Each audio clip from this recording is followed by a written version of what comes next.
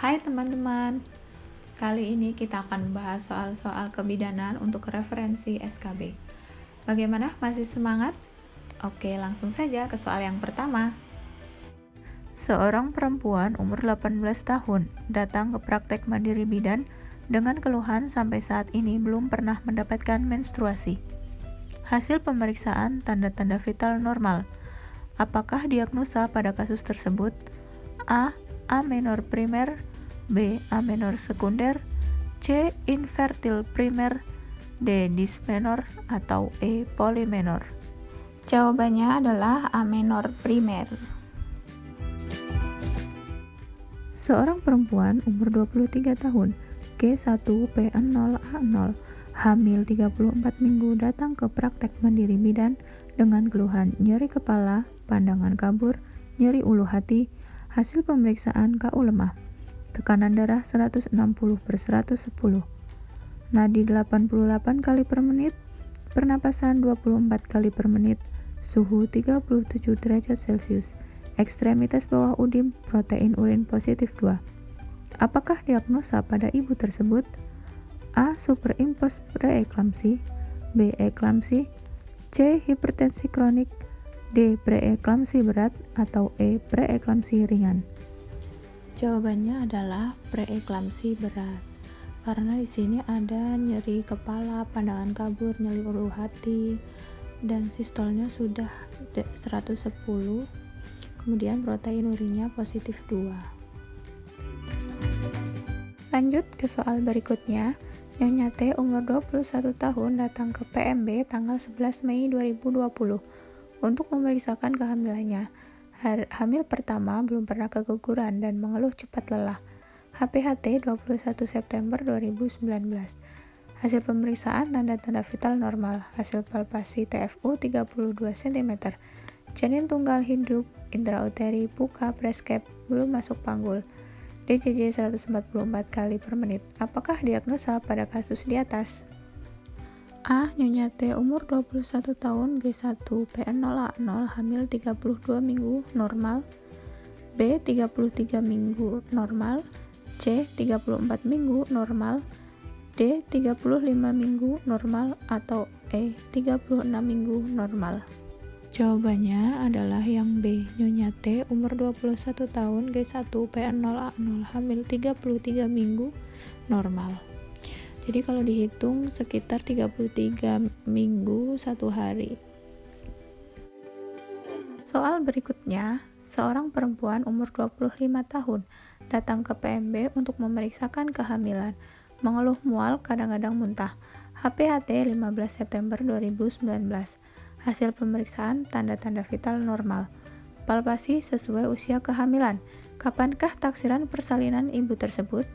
A. 22 Juli 2020, B. 28 Juni 2020, C. 21 Februari 2020, D. 22 Juni 2020, atau E. 23 Juni 2020.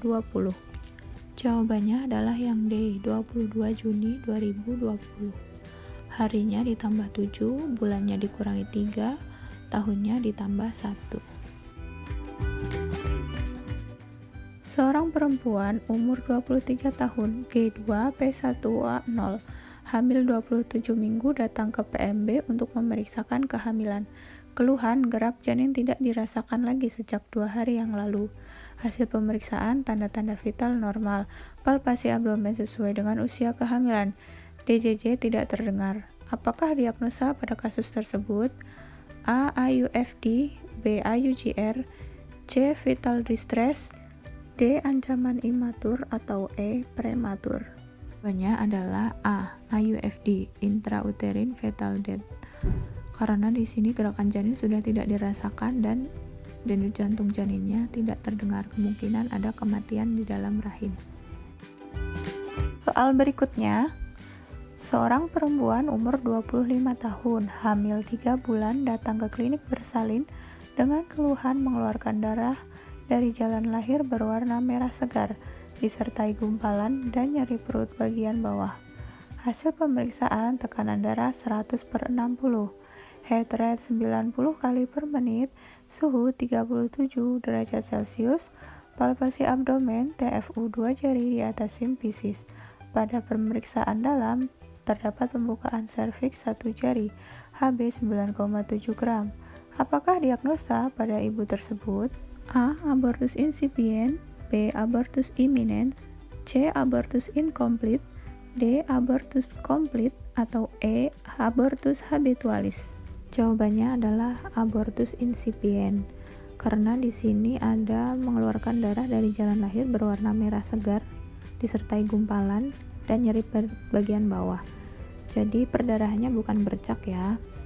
Kemudian ada TFU 2 jari di atas simfisis atau sesuai umur kehamilan, dan pada pemeriksaan dalam terdapat pembukaan serviks.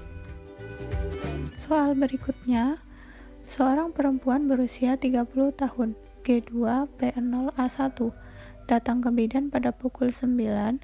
Ibu mengatakan pagi hari, tepatnya pukul 7.35, keluar air dari kemaluannya berwarna putih jernih dan sedikit berbau amis.